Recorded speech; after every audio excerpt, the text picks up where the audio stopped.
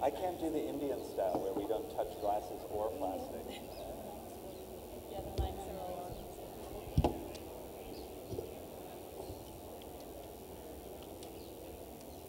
on. Okay, I think we're ready to go. It's my pleasure now to introduce our 3:45 session, Citizens and Borders, Migration and Displacement. This panel will discuss specific art and exhibition-making strategies that provocatively engage questions of territory, identity, community and citizenship across a range of contexts and geographies. Can you please welcome our guests, Reena, Saini, Kallat, Tania, Bruguera, Tiffany, Chung, and in conversation with Sean Anderson. Thank you very much, guys, and thank you to Momo once again. Namaskar, good afternoon. Javad Akhtar is a very difficult act to follow. But one of the things he just said, the future is made of women, composed of women. I'm very, very fortunate today to introduce three very important women artists. From my left, Tania Bruguera from Cuba and United States. In the middle, Reena Saini Kallat from Mumbai. And Tiffany Chung from Vietnam and the United States. My name is Sean Anderson, and I'm Associate Curator of Architecture at the Museum of Modern Art in New York City. In 1929, the Museum of Modern Art was founded with the prompt mission to question, observe, and understand through art, architecture, and design the meanings and methods of modernism, modernity, and what the modern consisted of. Prior to that, in 1819, the author, statesman, and poet Goethe writes,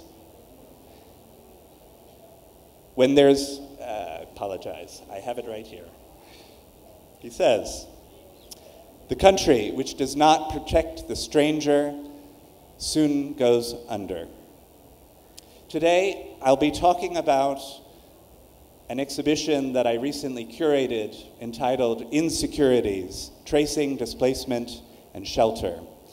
An exhibition that began in many ways with a line, a violent line, a line constructed in space and made by people. This violent line, when crossing continents and states and oceans and seas, becomes an arbiter of meaning. This same line, when it becomes a border, necessitates the need for shelter on either side. This line becomes a division rather than an interface. It becomes a question between us and them, the legacies of which will remain with us for some time. The violent line, when in border, is also invisible. It's also imagined and constructed by the people that can transgress it on a daily basis, whether it's in the Mediterranean or in the metropolitan areas of countries all over the world. So too do we find on the edges and peripheries of countries and nations shelter. But what is shelter today in the midst of transit, in the midst of violence, in the midst of escape? Shelter becomes that which embodies and traces the violent lines of our nations. And so, with works like this one, by the IKEA Foundation and Better Shelter and the UNHCR, we have prefabricated shelters that are now being transported and located in places, conflict zones around the world, in which hundreds of thousands of individuals are now making home. But these violent lines, when circumscribed, when crossing through spaces such as the Shatila refugee camp in Beirut, become also a means to move, to communicate, to transgress the very nations that have tried to compose, or frame the people. And so, at the Museum of Modern Art, starting in 2015, we created an initiative called Citizens and Borders, beginning with an exhibition entitled One Way Ticket, Jacob Lawrence Migration Series, soon followed by Bushra Khalili's The Mapping Journey Project, and lastly, Insecurities. What we are trying to understand in the processes of becoming modern, how we as artists, as architects, as institutions, begin to understand the spaces of displacement, the very nature and frameworks that have become part of our contemporary world today. So these are images from the exhibition in which two of the artists are with me today. The key features being a work by Reena Kallat in the background here, and on the left, the IKEA Better Shelter, and on the floor, a work called Refugee Republic. And then further along, you see Tiffany Chung's Finding One's Shadow in Ruins and Rubble. The exhibition attempts to locate and define what it means to live in a world that is in transit. 65 million individuals and counting are also in transit, are also escaping the past for some, war zones, economics, politics. And so the exhibition attempts to look at and try to understand what the spaces of shelter might be in this world that is in constant flux.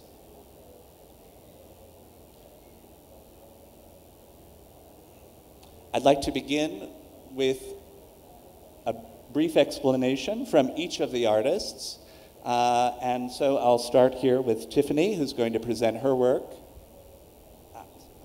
So I think I will need to move the laptop a little bit closer to me so I can flip through it.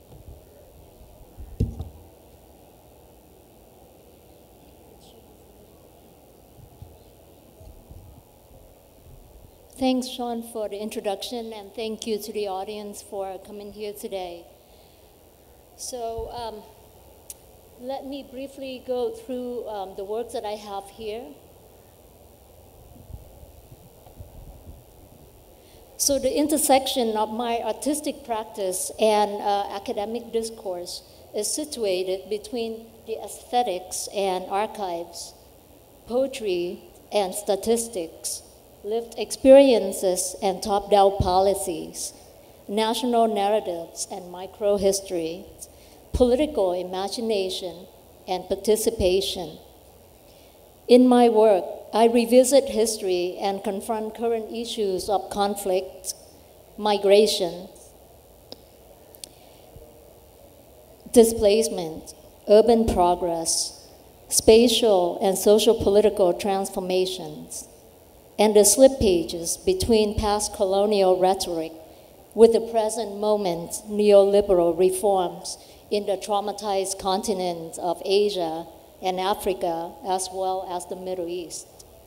I use texts related to the history of urban development, driven through the rhetoric of imperialist and nation-building projects to perform a mapping function, tracing the language of modernization and producing an archival narrative that spatially complements maps, videos, and excavated objects. My cartographic drawings and installations examine how geographic boundaries of many countries and cities are continuously being challenged, shifted, and erased, as in this map of Beirut, on the left, 1964, on the right is 2016.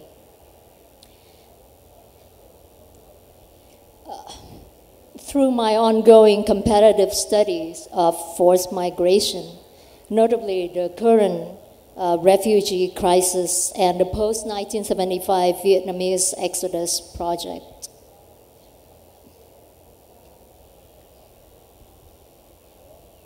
sorry.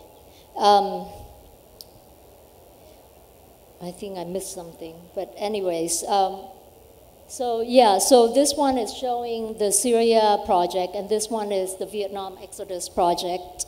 And I remember record and link the Syria crisis and the Vietnam conflict with statistical data, historical documents, academic studies, media report, people's stories of war, oppression, extreme poverty, and fleeing. While I was working on a dance performance video reflecting the massive social uprising of 1918 Komesodo, or rice riots in Japan, the Arab Spring swept through the Middle East and North Africa in late 2010 to 2011. So I would argue that these two events, set a century apart, were similar to one another through ways in which they were organized, that the mobilizations were decentralized and spontaneous. They were neither led by political parties or defined by the traditional narratives of socialism or nationalism. So as the Syrian civil war erupted and the refugee crisis escalated, I began to accumulate infographics, reports of the conflict and refugee crisis starting in 2012, tracking down the sources for data and statistics and to further understand this convoluted war. So in this map, I traced the colonial partitioning of the Middle East with politically constructed borders as seen in the 1916 Sykes-Picot Agreement. I mapped areas of conflicts, the growing numbers of refugee camps, and statistical data related to death, refugees, and IDP,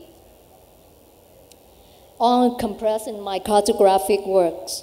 So this project has been expanding to include the migration routes of the current refugees from the Middle East and North Africa, as well as the number of the Mediterranean migrant deaths through these routes.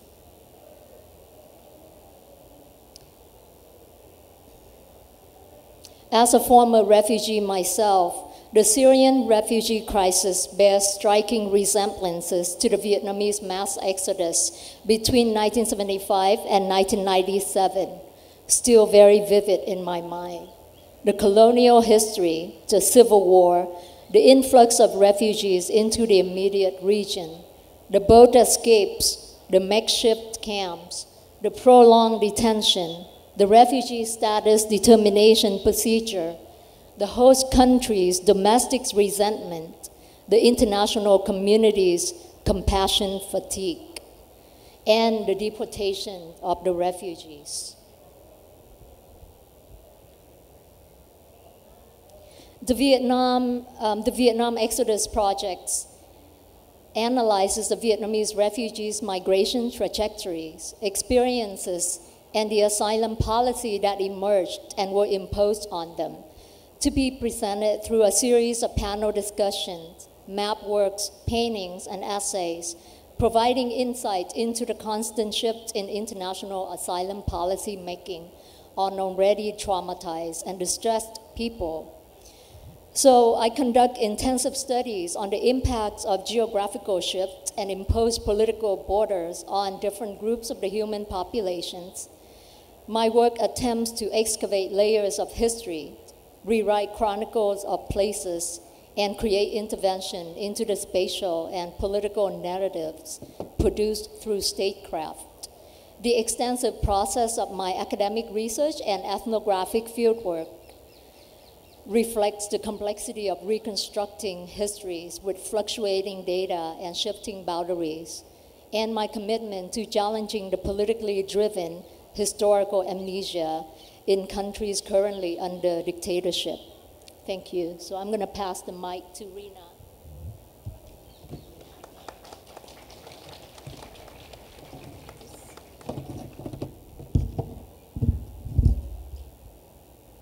Thank you, Tiffany. borders are a political construct. I mean, there are no borders in nature.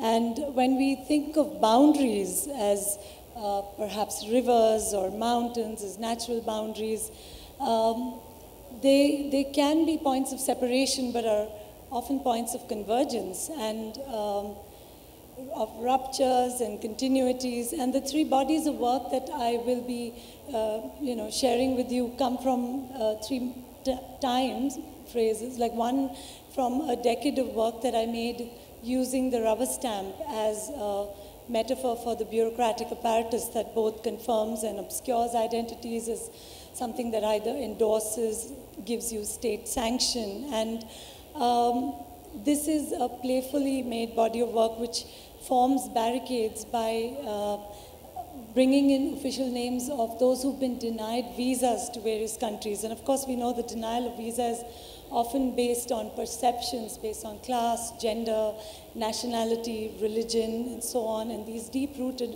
prejudices. And depending on which side of the border you belong, I mean, the whole geopolitics of nations comes into play, and you are either denied access or are allowed entry. And these were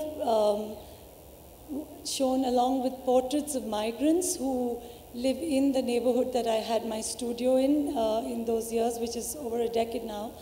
But I think much of the same debates around this kind of resistance towards outsiders were what we were, having within the city of North Indian migrants coming into the city, and this kind of, the fears and anxieties and all of those being sort of generated. And this particular work is currently being shown at the Museum of Modern Art in New York, which really looks at the porosity of borders through the movement and flows of migrants, travelers, historically from indentured labor, industrial, post-industrial societies where,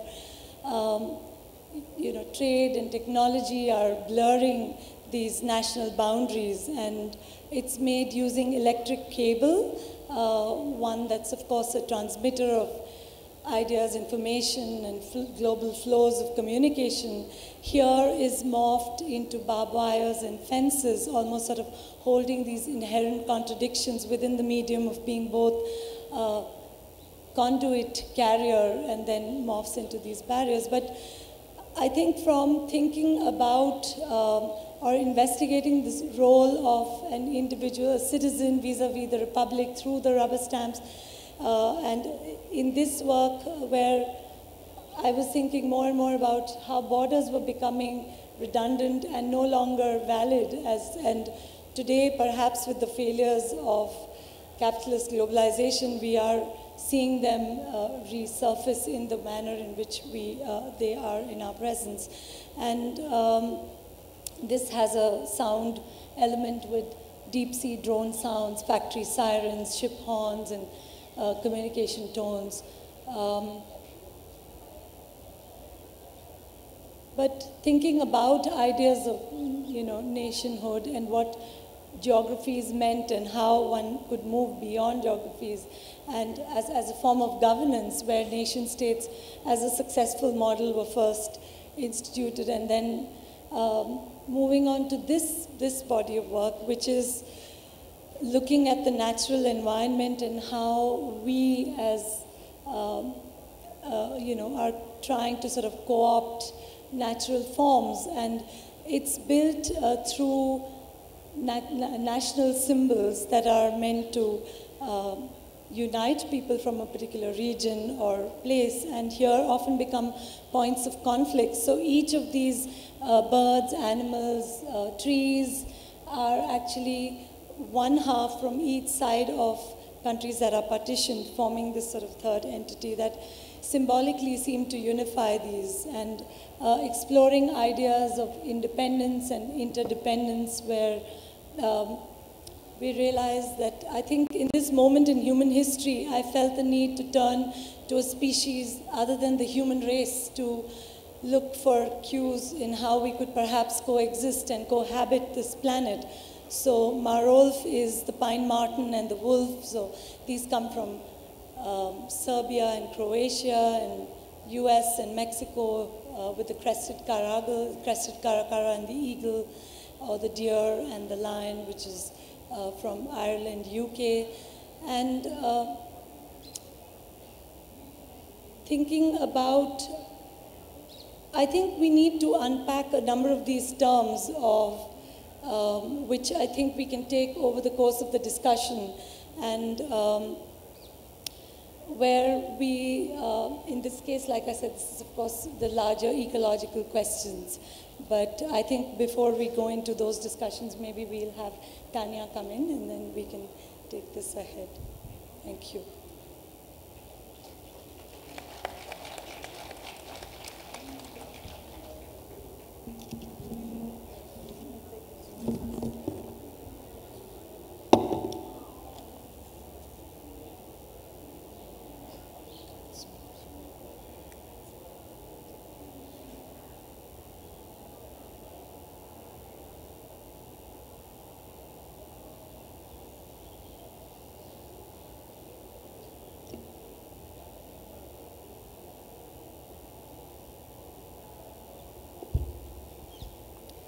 Hi.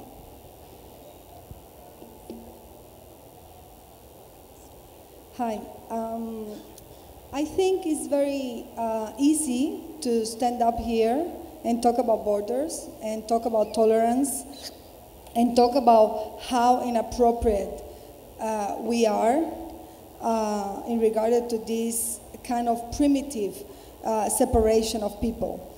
But it's harder to remember in our everyday that borders were made by people with a specific economic interest, and that before, long time, maybe, I don't know, 70 years ago or even more, the people who are now immigrants were our families, our neighbors, the people we talk every day. So I think art can be one of the few spaces where we can safely turn down the borders and start behaving from a human perspective and not from economic or political or even military perspective. So I'm interested in working with the immigrant citizen.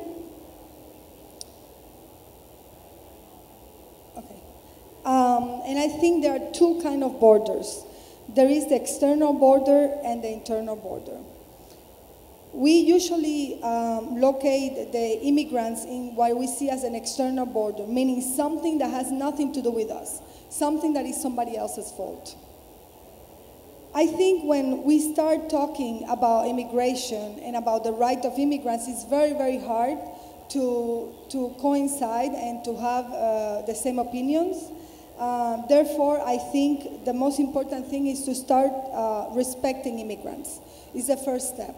It's one thing we can all agree on, that everybody is human and everybody needs to be respected. The other thing that happens with the way in which we are dealing with immigration today is that we are actually creating a kind of a big disposable amount of knowledge, because every immigrant that comes with a knowledge, a political, agricultural, human, I don't know, doctors, teachers, and what we do by rejecting them is actually creating a huge unrecycled amount of knowledge that we are wasting. So one of the things I did in one of my projects is I gave immigrants in Queens, in Corona, Queens, postcards to give to their friends. Postcards that I thought that would represent them. And we used some of the slogans of the city and we tweaked it a little bit to represent them. We also did some posters in Austria, a place that was proposing themselves as a paradise, but we wanted to see what would that be from the perspective of immigrants. We created this flag for a European event, And we also wanted to create a relationship between the way in which immigrants are treated today, in ways that we don't take responsibility about that, and maybe through history has proven that in a few years we're going to be probably ashamed by the way we have treated them today. Another project I did was a performance in Mexico that actually I took a local tradition which is called voceros, meaning the people who shout the news on the streets, so people, the headlines, so people buy the newspaper. But instead of that, I made, we agreed to have these 100 people walking around the cities of Mexico during the presidential election, prior to the presidential election, shouting the rights they wanted for immigrants. And part of this action was to also create a solidarity among those who are not immigrants. Because at the end, everybody is an immigrant at some point in their life. Everybody has sometimes moved to another city, to another country, to another continent, and go through the same processes, but we kind of forget that when it doesn't happen to us. Another project I did was a campaign, a signature campaign, where I created another postcard. And this is the front of the postcard, and this is the back of the postcard. And basically, this campaign was to ask Pope Francis to give Vatican City citizenship to all of the immigrants without papers in the world, regardless of their immigration and their religion. And the reason for that is because I think that immigrants don't need our charities. What immigrants need is their rights. Another area in which I work is the idea of how to activate a citizen through my work. How can we turn down our internal borders? Borders that have been created by governments, by the states, by laws. If we can say that, okay, so I'm going to show this. For example, I did this piece where I invited the mounted police in England to go inside the museum and use all the technique they have to control the crowd with the audience. What really shocked me here is how easily we actually behave submissively towards rules that probably are completely irrelevant or even sometimes not necessary, like this one. But of course, we are used to follow the rules and not to see what we want to do. Another example is when I put the microphone and I say to people, okay, you have 1 minute of free speech in a place where the conditions were not ready for people to feel free. So I also feel that art sometimes can help us turn down this barrier by showing us how will it be if this will be different. So it's not a theater, but it's almost like a tryout moment where you as an audience can become an active citizen and see, what will I do if I had this opportunity? And with the hope that maybe when this happens in reality, you know how to already react in a more honest way with yourself. Of course, sometimes you do things that are not completely authorized, but also I think that's part of what art do. Art try to push us all boundaries. And in this case, I tried to do this piece in the street, and it didn't work. But I realized in one of the interrogation sessions that the title of the piece was Tatlin Whisper. Tatlin is a Russian artist from the beginning of the 20th century. And the interrogator asked me, but what? Actually, Tatlin is a revolutionary. Why do you use it? And at that moment, I realized that they had, in order to interrogate it, they had to study the subject. So I decided to read the book of Hannah Arendt, The Origins of Totalitarianism. So they have to read the book in order to have that conversations. And of course, they brought these hack jammers so people could not hear the reading. But I think actually that it doesn't matter, because the goal of that piece was that the people who were censoring the piece had to read the text that talks about themselves. A text that talks about how people cut the will and the desire of others. So I think that art, in a way, is something that is painful, is hard, but it's very necessary. And I think that when, for example, we can say that that the state and with the laws try to tell us how to act, and the situation with immigrants is actually done in a way that is telling us how to feel. And I think both are not helping, because I think that, yes, even if art cannot change the world, at least it can change our political habits. Thank you. Thank you, Tania, Reena, and Tiffany. It strikes me, listening to your presentations, and I know each of you in a different capacity, but each of you have narratives that are both personal and political, that are bound up in not only your identities as artists and women, but also from where you come from. So I was wondering if you could briefly reflect on a particular moment when you found that acts of displacement, whether they were imposed by the state in some cases, for instance with Tania, or within your family histories, such as Tiffany or Reena, how those moments of displacement now affect your artistic practice.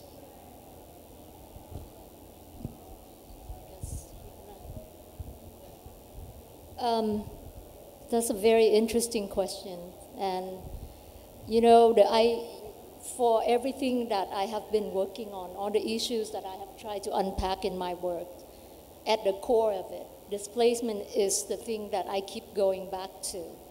And, you know, through personal history, as you know, Vietnam was divided by the 17th parallel to North and South.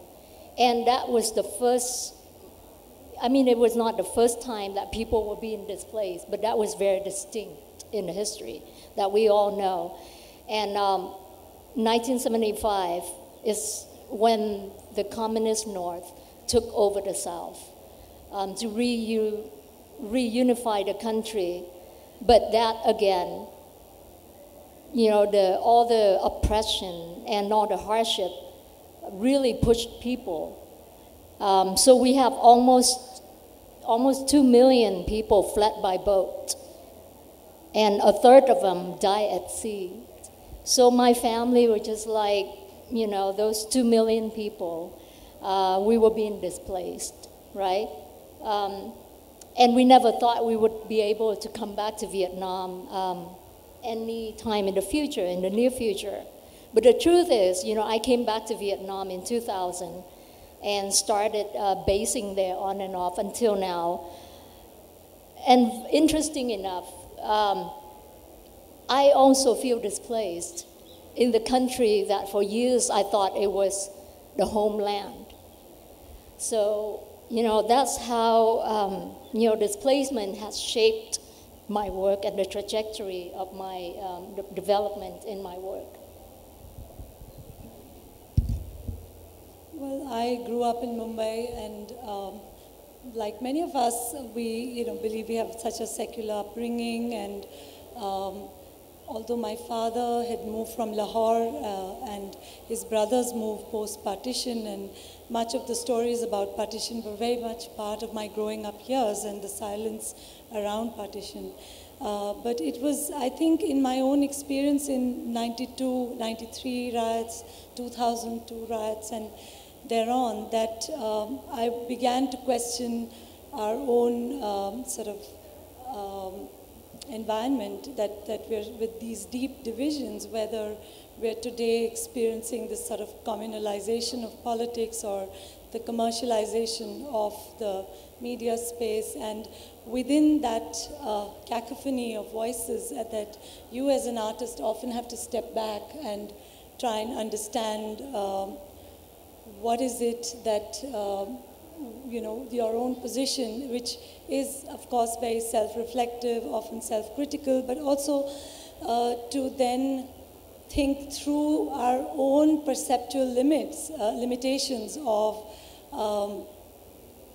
so like borders can often be a seed of suspicion or a fabricated lie, and to have to think through our, the sort of propaganda that is so much a part of our living, to be able to segregate and reclaim our own space as artists. I think the fact that you make art is in itself a political act. And when I think about rivers, or rivers as the source of civilization, around which civilizations grow, and today you have water wars being waged around rivers. You have the sharing of waters is often the partitioning of waters, whether it's the river Indus here between India, Pakistan, or you have the Rio Grande, or between Mexico and US, or Jordan River, and to think of how land and natural resources have really become the nucleus of the problem. Well, talking about water, I come from an island, so we are surrounded by water. So I feel that I come from an island that has been imagined, like the island of Utopia. And for me, displacement has always been in relationship with erasure, the act of being erased. Being erased either because you don't fit what the government is trying to portray of you, being erased because the erasure of this kind of amazing place that they sell you, but then when you leave it, it's not real. And then also as an artist, I'm trying to live in a space of constant displacement. Why? Because it's a strategy to survive and to be able to say what I want to say, not to be defined very well. So I'm always, every time I do something that is too easy to understand or define by the government or people with the power, I try to change that. And then later, when I start traveling and I start being in residencies and living in places for a long time, I discover another level of displacement, which is the one of the immigrant, in which you are also erased, but the erasure of immigrants is based on economic wealth. Because immigrants are the people, or the way we see immigrants, or we talk about immigrants, are not the people who are going from one place to the other, but the people who we put all the negative things to, like they are poor, they are illiterate, they are a burden to the society. But, and then I understood that immigration is erased, your status as an immigrant is erased if you have wealth, or you are of use in a classist way, like a high class, for the place you go.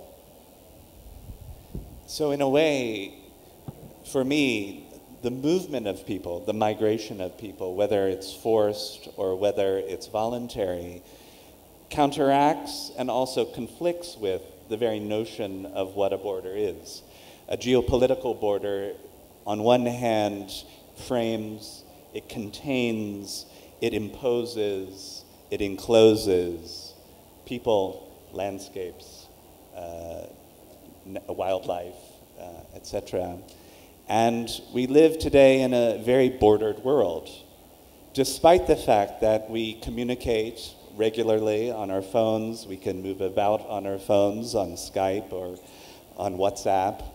We can communicate, but communication even, perhaps, is now being bordered and controlled from within and without. So erasures on one hand for you, Tania, but also memory, I think for both Reena and Tiffany, becomes these two prism-like moments and spaces in which to understand how displacement is affecting not only us today, but inevitably will affect us in the future.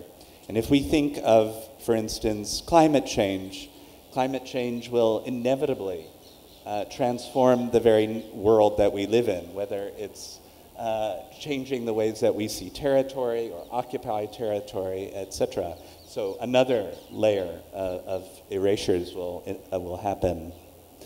I'm interested in narratives. The narratives of the map, the narratives of maps being constructed, reimagined today, and bordered, obviously. And so I'm curious, where do each of you begin? Or do one of you begin? Do you begin with the map, or do you begin with home? And if you begin with home, where is home for you? I begin with a sense of injustice, and that can be either in your home, in your work, in the airplane. So I think that when I feel that, when I see something that can be easily, resolved, and is being complicated and created into this huge problem, and then you say, but what is the problem? If they just give visas, if they have a process where everybody can enter in an organized way so you know who is in, who is out, what's the problem? You know, if you are going to let people come and say, before you put them in detention, instead of having detention center, if you have welcoming centers where you actually assess what are the knowledge and what are the qualities that person have when they arrive to your place, when I see stuff like that, I'm like, so that's something. And the other thing is that you were talking about multiple borders, or multiple maps that overlap. And I think, yes, with communication, with the sense of there are many, many examples of people trying to superimpose different borders as a way to erase the borders. But unfortunately, I am extremely scared and extremely attentive and alert, because it seems that a new nationalistic wave is coming to the world, or is trying to come to the world. And I think migration is going to be, I always thought migration was the issue of the 21st century, but now it seems, yeah. No, I think of the border not so much as a physical entity. Of course, I've made works around, the Wagah border as, these sort of points of entry, exit that also.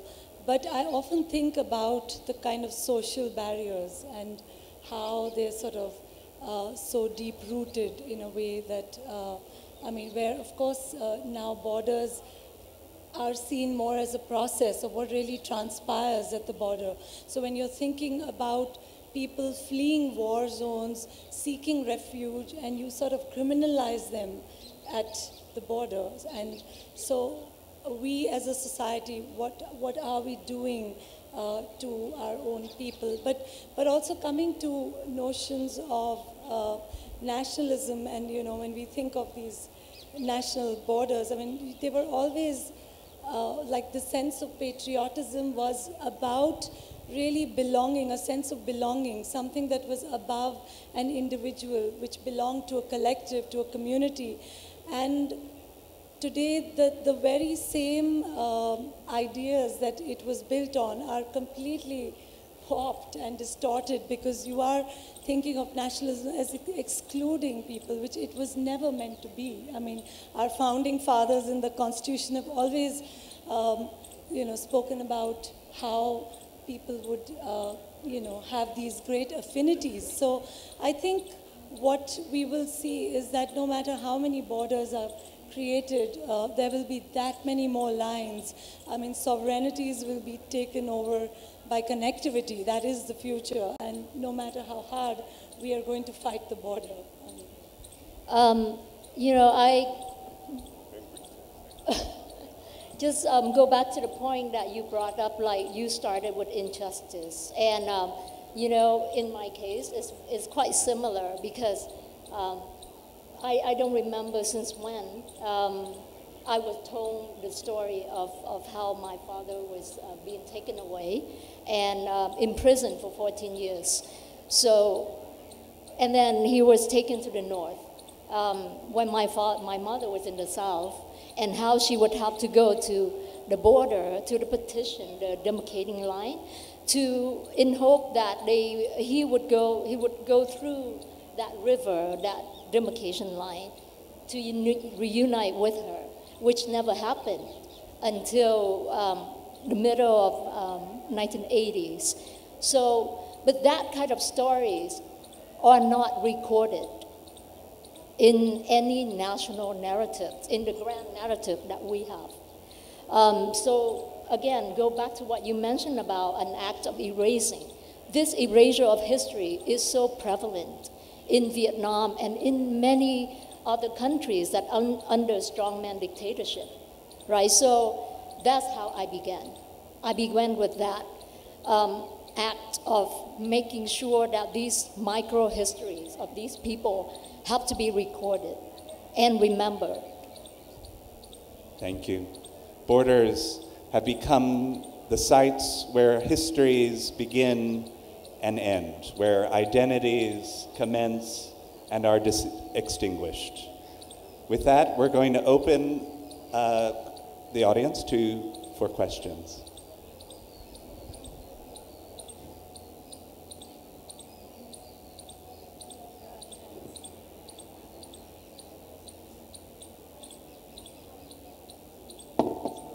Thank you for the enlightening session. My question to all the three artists is, whenever you are creating your artworks, does it sometimes take a toll on your mental health? As in, like, when you are emotionally connected and when you create something, sometimes there's a point wherein you sometimes lose it. Has it ever happened with any of you?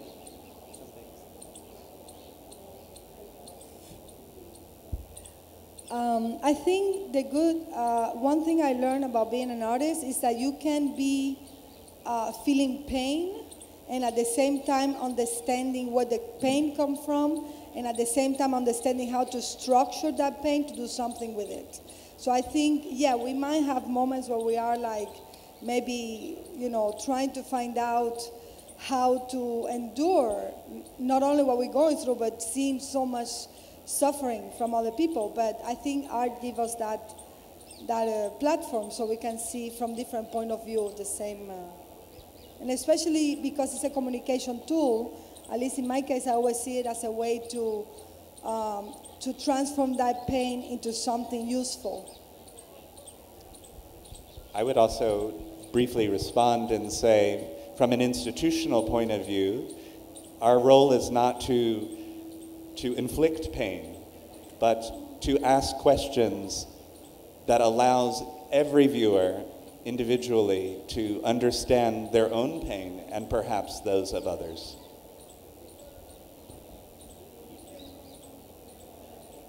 My question aims to seek your humanistic and perhaps an academic approach rather than artistic.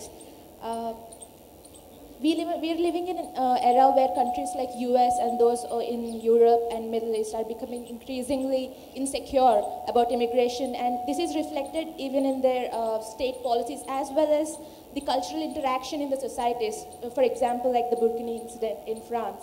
So my question is, which is more important? Is it the citizen's responsibility to understand that every culture has its own uniqueness and difference and accommodate it, or is it the immigrants to understand that these countries they're immigrating to have a higher standard of freedom and more liberal cultures and sort of adapt to that?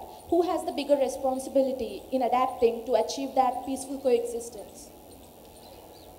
Thanks for that question. I think it has been a constant struggle for countries like the US and Europe to accept the fact that refugees and migrants are knocking at their doors. So it's no longer about going to port of first asylum and waiting to be selected or to be screened in order to come, right? But I mean, right now, the refugees or the migrants are actually crossing the Mediterranean, go directly to Europe and say, we're here. So I think, to look at these issues from both sides, I mean, I understand that there are certain ways that people are used to. So when they come to a different country, of course, the migrants bring with them their own cultures and ways of living and ways of doing things. And the receiving country, the host country, have such a, also their own ways, their own culture. So I think it's not necessarily which side will have to be more responsible in adapting to the other side culture and ways of doing things, but it's about the mutual respect. It's about dignity that, that we need to give one another, and also the dignity to be very useful for society, not just to go there and then just wait in detention and to be fed and to be taken care of. But these migrants, these refugees really want to be part of society by contributing. So I don't know if that answers your question, but yeah. I think thank you for the question. I think one of the problems is that we always want to give the responsibility to one side, whether it's the receiving people or the people who arrive. And this is a negotiation. This is a communication process between somebody who just arrived and somebody who is already there. I think we need to create a culture of understanding of difference. This is something that is less and less happening. Even culture is becoming more and more homogenized. And that is very dangerous because we're getting used to not understanding complexity and not understanding difference. And when it's different, it's equal something to be ashamed of or something that is not so important because it's our culture, it's not a big, important mainstream thing. So I think this is a problem. I feel that we should establish some sort of system in which we teach both parts. We should teach immigrants how to communicate and how to understand the new place because it's different from the places. And we need the people in the place how to understand the good that these people do to their country. But also, it is important to teach the people who receive the immigrants that in almost all the cases, immigrants come to the country that was their previous metropolis. So usually the people from the colonies are the biggest population that go as an immigrant to that country.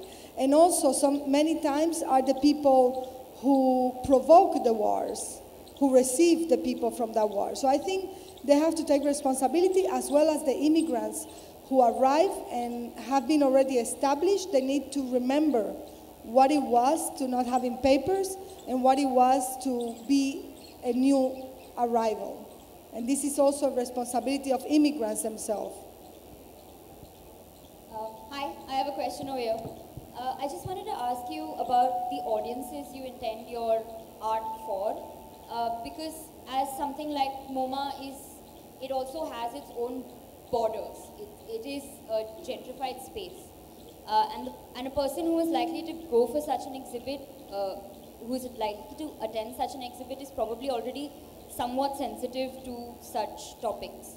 So how do you see the possibility of art such as the stuff you guys make, which seems really powerful from what I saw? How do you see it actually making a difference to the people who are not so sensitized to these topics?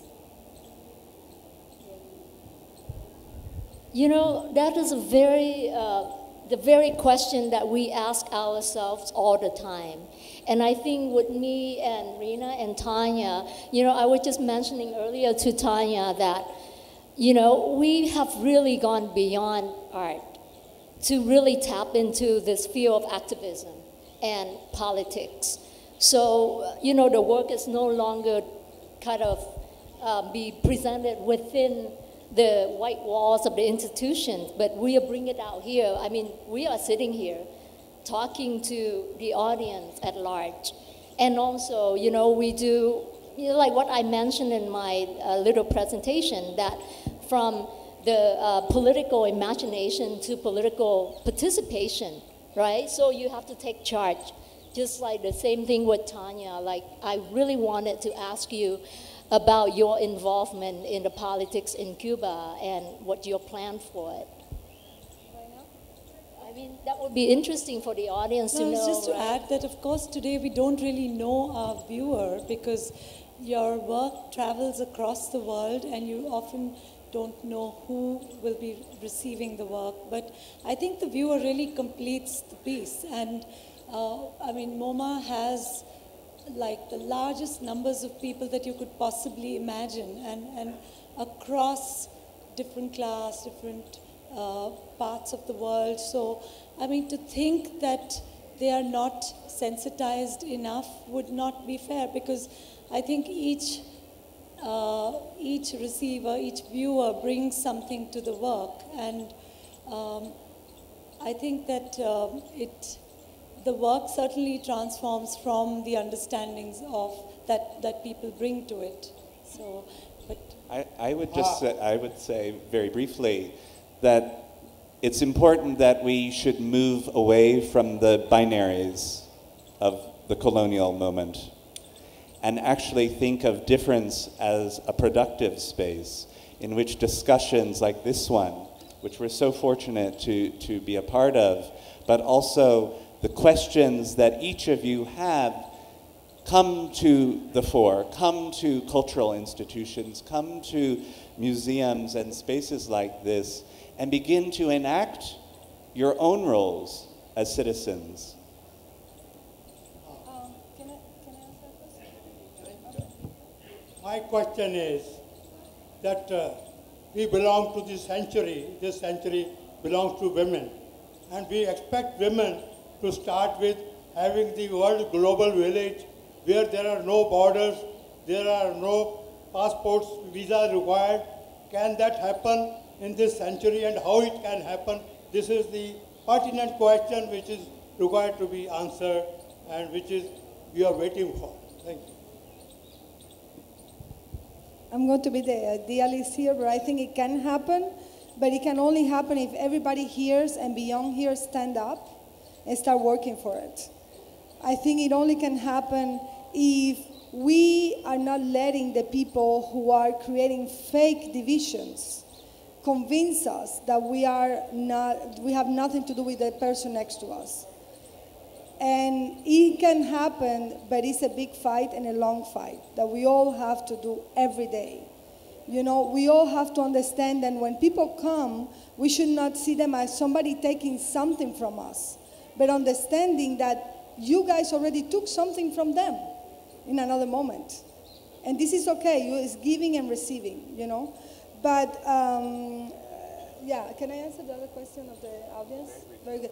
Very quickly about the audience. I think in my case, what I do with the audience is I try to see where is the moment, like the political sensibility moment in which people are related to a subject. And I don't have one audience. I have a source audience, a primary audience, a secondary audience.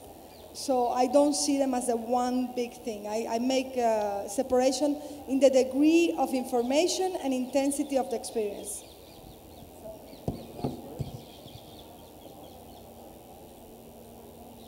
Thank you very much. Please put your hands together. It's a wonderful session. Please thank Reena, Tania, Tiffany, and Sean, and also our sponsor, MoMA. We'll be back in just a moment, guys. We do have a book launch coming up, so just hang on and we'll be right back with you. Thank you.